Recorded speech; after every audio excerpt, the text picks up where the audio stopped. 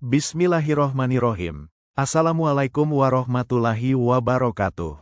Cerita ini mendebarkan, mengunggah kisah nyata masa silam, masa lampau terinspirasi fiksi, cerita yang mendebarkan, mengurai sikap langkah sosok Abah Jalut, nama samaran. Yang sudah geram kelimak melihat, memperhatikan warga lingkungan di kampungnya banyak penyembah berhala, mempersekutukan Allah Subhanahu wa Ta'ala, ada juga yang nyembah pemuja pohon, hewan segala. Nauzubillah.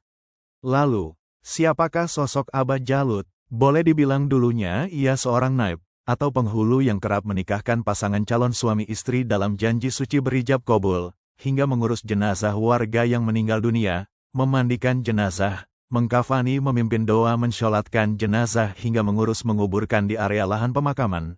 Tentunya warga lingkungan penyebut Abah Jalut sosok sesepuh sungguh berjasa di kampungnya itu. Bila menelusur ke kampung itu, lokasinya berada di pedalaman, tapi area lahannya subur sejuk di perbukitan, dilintasi kali atau sungai dari sumber air pegunungan yang masih asri jernih, terhindar dari polusi, hanya badan jalan berkendaraan menuju ke lokasi waktu itu, belum memadai, masih perkerasan jalan bebatuan. Tampaknya orang dari luar kampung itu, kerap memberi kesan dan pesan dengan sebutan kampung bermisteri, kampung santet aliran perdukunan berilmu hitam. Suasana nampak angker menyeramkan, hingga begitu lama bertahun-tahun, di pedalaman kampung itu nampak terisolir. Kelihatannya bagi Abah Jalut, memperhatikan keadaan kondisi serta suasana lingkungan kampung seperti ini, tentu merasa geram bahkan mangkel kesal gemes, gondok, dengan ulah sikap perilaku, kelakuan sebagian warganya, kerap bersemedi beritual sesajen, bertapa menyembah berhala, dengan ilmu hitam beraliran sesat.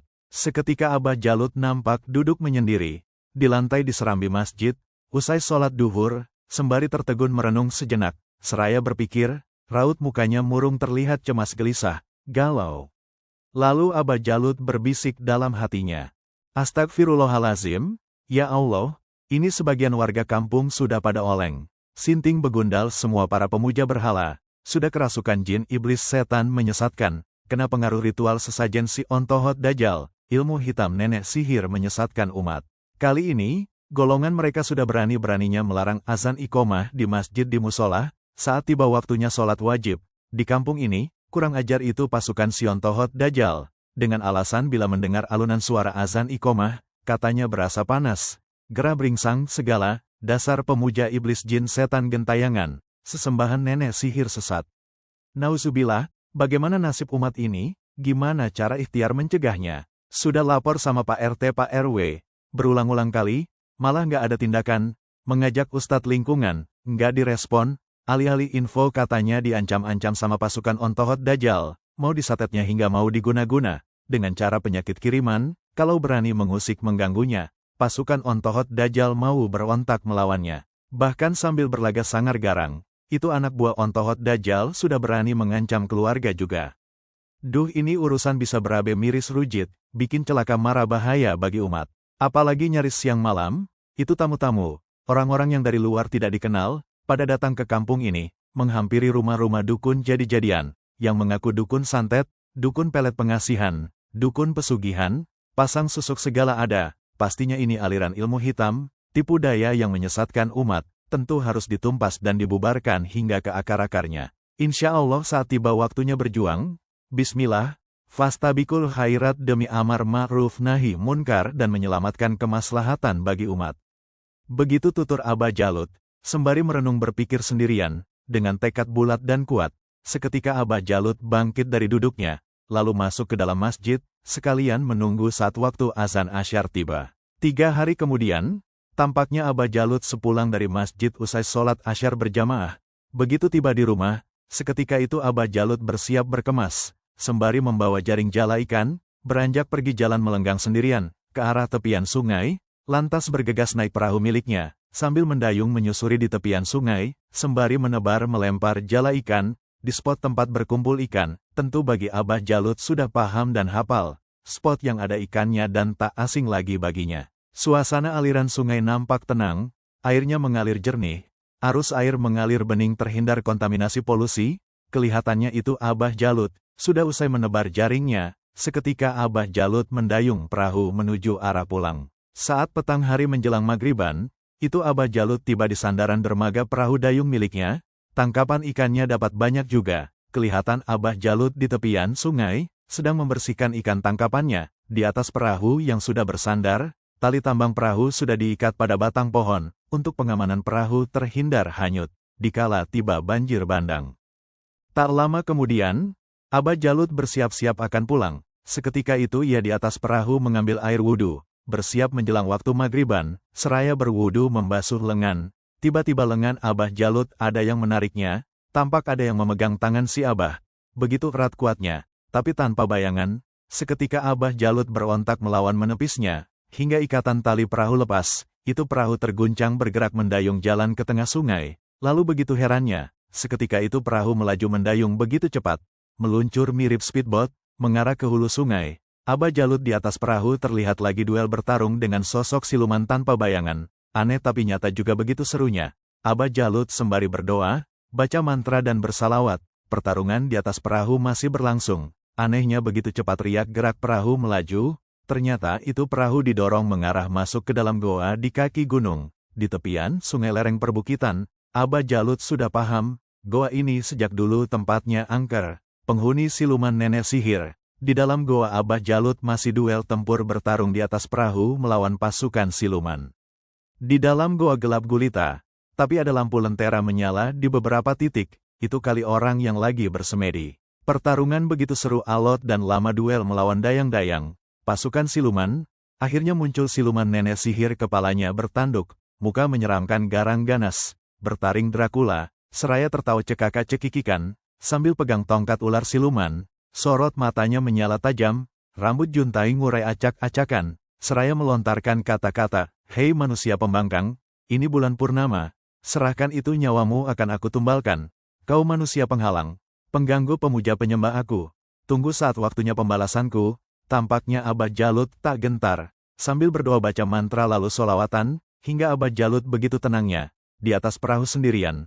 Lalu sholat isya dan sholat menjama maghriban. Begitu usai sholat, Abah Jalut teringat akan pisau dapur dipakai barusan, bersih-bersih ikan, lalu diambilnya sebilah pisau itu.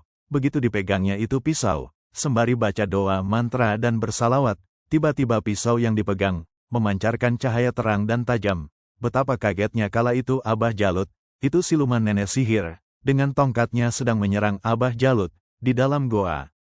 Goa angker nampak terang dengan pancaran cahaya pisau Abah Jalut, seketika dengan mudah dan gampangnya. Sekira pukul 2 tengah malam, itu pertarungan sengit mulai mereda. Dayang-dayang pasukan siluman nenek sihir pada punah, lenyap menghilang entah kemana. Lantas Abah Jalut penasaran, dicarinya itu dedengkot siluman nenek sihir, ternyata sudah lenyap pergi kabur. Nyungsep entah kemana. Itu para dukun palsu yang lagi bersemedi, lagi ritual bertapa, memuja berhala. Melihat menyaksikan sosok Abah Jalut ngamuk-ngamuk, lagi bertarung dengan dayang-dayang siluman, nampak ciut bengong terperangah kaget, mereka pada berkumpul sambil berbisik. Waduh, gawat deh. Abah Jalut ngamuk, dulunya sosok si Abah Jalut pejuang melawan para penjajah. Masa waktu mudanya preman juga nurut manut sama dia. Kini bangkit lagi jiwa raga darah mudanya.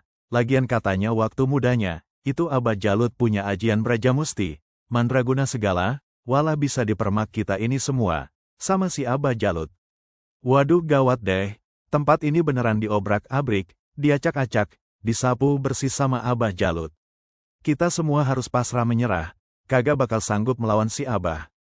Itu buktinya, siluman jin iblis setan di mari, pada nyungsep, lenyap menghilang semua, si nenek sihir kabur panas ketakutan, begitu mereka bertutur berbisikan, nampak menggigil merinding kecut ketakutan. Pasti mereka semua bakal diamuk si Abah Jalut. Nampaknya si Abah Jalut masih penasaran, dicarinya itu siluman si nenek sihir. Tapi sudah tiada, lantas itu dayang-dayang pasukan si nenek sihir, sudah tak nampak lagi, pada nyungsep lenyap semua. Dengan suara menggema, di dalam goa, tiba-tiba Abah Jalut teriak keras, biasa lemah lembut. Kali ini sosok Abah Jalut nampak garang sangar, tegas beringas, benar adanya, itu Abah Jalut bangkit lagi darah mudanya. Dengan tata bahasa keras. Suara menggaung menggelegar, sungguh berbeda tampilannya, sangar mirip-mirip juga nyamar suara bahasa gaul, seraya berujar.